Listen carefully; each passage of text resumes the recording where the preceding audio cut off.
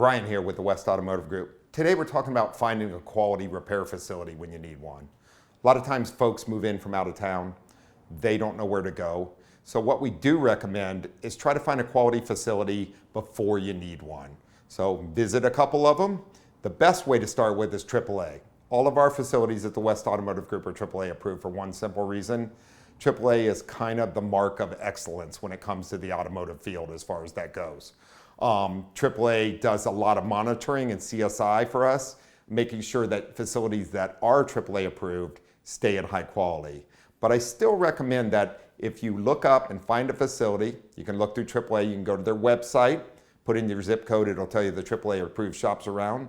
Go visit a shop, interact with the people that work at the facility, see what kind of qualifications they have as far as that goes, and then choose your facility. That way when you do have a concern, you're all set, you know where to take your vehicle, and that you'll be getting quality repair and being taken care of properly. That is a very important thing and removes a lot of stress when something does happen with your vehicle as far as that goes. So make sure and check the AAA website, check out the facility. You'll be happy that you did. I'm Brian Bowersock with the West Automotive Group.